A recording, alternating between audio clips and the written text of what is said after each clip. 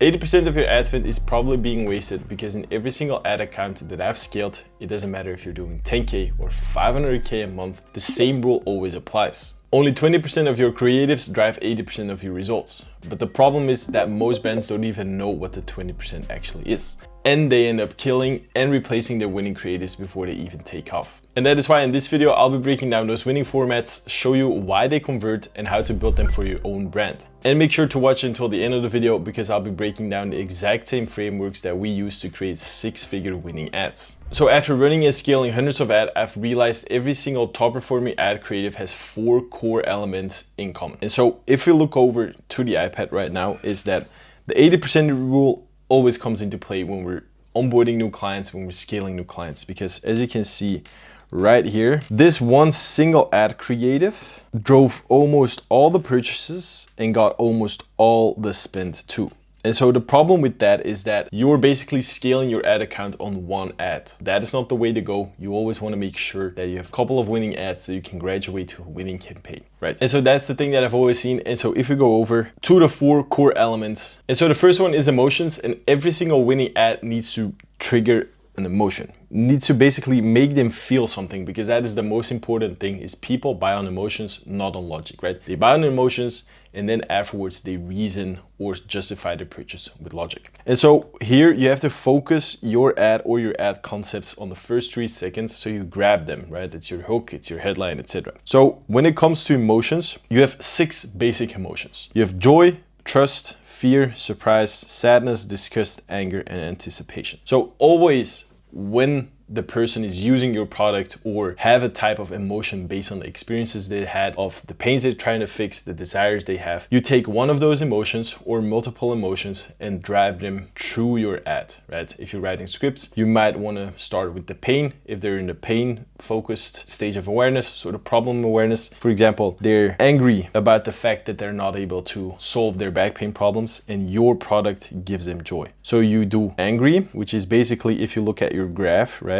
With emotions, you start on top here with anger, you talk about it, they experience the pain, and then here is a turning point where your product is, where they're basically going back up to joy, right? So that is super important that you play into the emotions because people always buy on emotions. So the second one is core desires, and the most important thing is that you only focus on one core desire in your ad, right? Eugene Schwartz, when he wrote the book Breakthrough Advertising, said one thing. He said that desires are never able, or you're never able to create a desire, right? So desires are not created, but super important, you channel the desire. And so that is super important because desires, they're not created. People have a desire already. You just need to channel them with your marketing, with the things you're saying from their desire. You channel them, build the bridge towards your product. So that is super important. Always have one core desire. Never layer multiple desires because then you're targeting different avatars, you're targeting different things. It doesn't work, right? Actually, this S should go away, but of course, your product can solve multiple desires, right? But in your ads, you only focus on one core desire, right? So the biggest thing is that you have to appeal to the human desires, right? In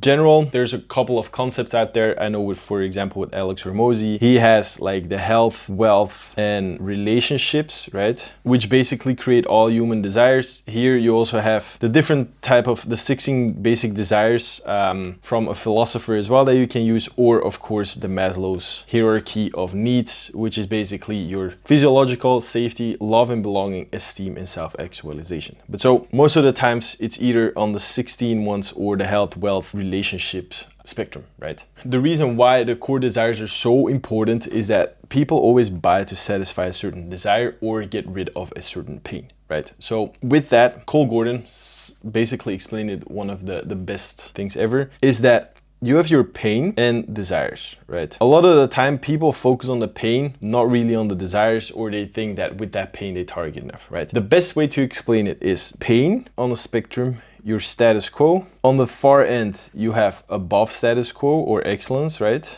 And here you basically have below status quo. And then here comes in desire. And so most of the times people either want to be at the status quo or they want to be above status quo, right? Because no one wants to be below status quo, because then you're basically in danger with these basic things, your safety needs and your physiological needs, right? So your health, wealth, right? So that's super important. When you focus on pain, people go from below status quo to the status quo, right? Because for example, a good example is like with back pain. So you have back pain, you're not able to move, you have so much pain that you want to go and lose fat, for example, to remove the back pain back to status quo. Now a desire plays into the status quo and brings them to above status quo or excellence, right? Again, with weight loss, it can be that you're just a normal looking person, you're average or just like normal, right? That's your status quo. But then you want to have abs to attract the opposite sex, which comes into relationships, right? As you can see, the love and belonging. And you want to have abs because you think you have a better chance with the opposite sex. So you basically go to the above excellence. So with desires, you always have to look at those things. It's like, what are the basic human desires that you're trying to focus? And so you always go deeper into those things. For example, if you have a dog and the dog is constantly pulling, your core desire is that your dog is not pulling anymore. And then you start thinking about it, like, why don't you want to have a dog pulling? Oh, because that way it's less awkward while walking, right? So for example, then you can start asking more like, why don't you want to have, or why do you want to be less awkward while walking? Well, because I like to be walk on with my dog, because I like to exercise.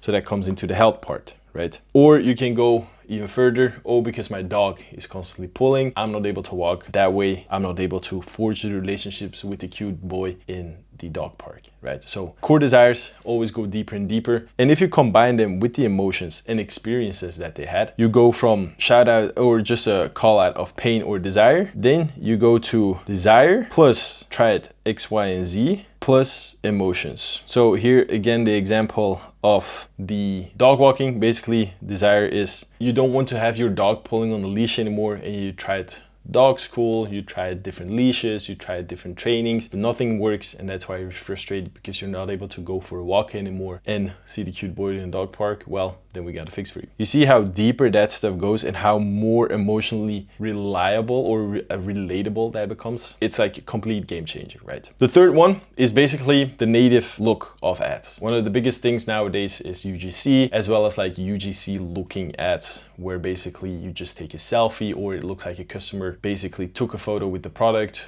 after it used it or while using it, and you just put some Instagram text over it so it looks super organic, which triggers more people to actually start buying, right? The reason why you want to have a native look is because it needs to look like it belongs on Meta. And the biggest thing here is that the goal of Meta is to keep people on the platform. So the more native it looks, the more Facebook will push it. Because of engagement rates that are higher, your CPM will be lower, your CPC will be lower, your click-through rate will be higher, and basically Facebook will like you a lot. In your ads, you can look that up in the columns as well, which is basically engagement rate, quality rate as well. And that's basically, it's like average, above average, or below average. Facebook, I know that they're also creating a new metric for those things that you can even create better ads as well. So that is super important. And then the fourth and last thing is, of course, clarity. Right? You always want to be super clear on what you're selling, who you're selling towards, because it will help you a lot with your ads. Now, we have a rule here in Chipper is that within the first 3 seconds, people need to know what core desire you're targeting. Is it for them? Is it not for them? And if it's not for them, they're able to scroll away. So they need to know within the first 3 seconds for who it is and what you're basically trying to sell. It can be by focusing on basically on the pains, right? Or the desires, and doing a proper call out, right? So for example, one of our new clients is selling a t-shirt, like a dad bod t-shirt. And so we're focusing on that aspect. We need to call out dads. So we're not calling out every single person out there. We need to call out dads who basically struggle with finding the right t-shirt that will help them look really good. So basically you, instead of saying, oh, here's a nice t-shirt that makes you look nice. No, we call out basically, hey dads, have you tried different t-shirts to hide your dad bod, but none of them are working? Well, then we got a fix for you. Or I had the same problem until I well-founded brand, right? So those things are super important, as well as like the goal is to attract your buyers and reject the non-buyers, because you don't want to have people click on your ad, which signals to Facebook the wrong things, right? So you only want to focus on your buyers, right? And you achieve that by combining your core desire, your one core desire, with your emotions inside of your headlines, inside of your hooks, inside of the body of the video, because that one is super important, that within 3 seconds people know if it's for them or not. You can even achieve that with showing a photo of for example, if you're helping people remove dead skin from their foot, those things can basically help as well, just like showing the picture of the foot, because that way you show the pain, right? And then people who don't experience the pain, they just move away. Or you can show your avatar inside of the ads, so people, for example, a Pilates girl can see an ad about knee braces, but if it's a grandma in the ad to help them with their knee braces or just knees in general, you want to put a grandma, right? That's always the identity that we're talking about, the identity hooking system. So that is also super important. From those things, you're basically able to create a lot of different ads. And so by combining your core desire with your emotions, with the clarity and with the native look and feel, not every single ad needs to be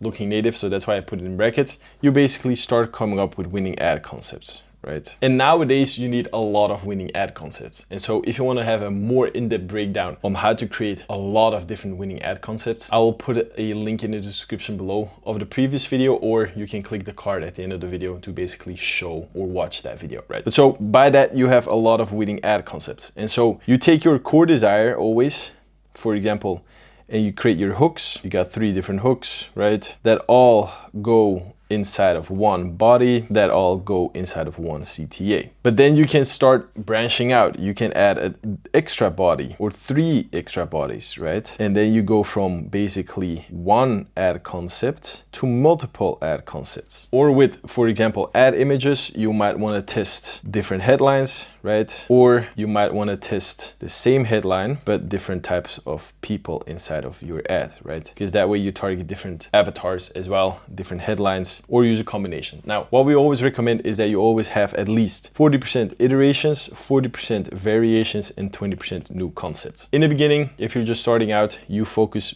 almost 100% on iterations of competitors, right? When you start getting data, you start iterating on those things. So for example, we saw it as well. We saw with this brand here at the beginning that this one single ad was getting all the traction, right? And so what we found out was that the headline was the biggest factor of basically having winning ads, right? So we focused on that headline. We started creating basically new iterations of those headlines, using those iterations inside of different formats.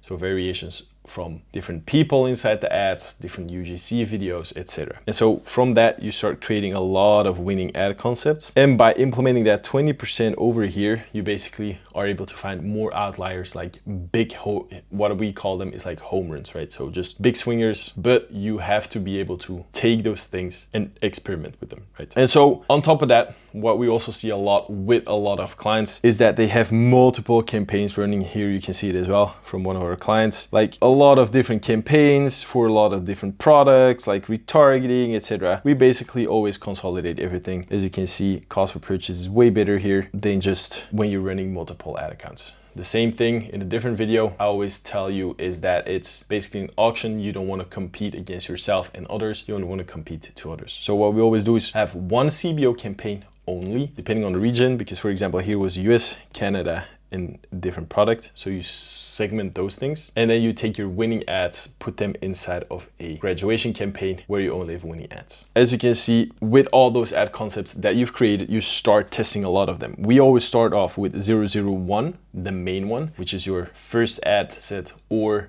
your ad concepts or winning ads already, and then we start iterating on all of them. And here you can see it as well. The results are like completely different because you just start testing a lot, right? And that is exactly the 80-20 rule of creative scaling that every e-com brand owner needs to know. And if you're an e-com brand doing over 50K a month and you're still struggling with creative testing and are not able to find the right ads, and click the link down below, book a call with me, where we'll map out every single thing, find the gaps within your scaling, and then fix it. So without further ado, thanks for watching. Click the link, like and subscribe, and I'll see you in the next one.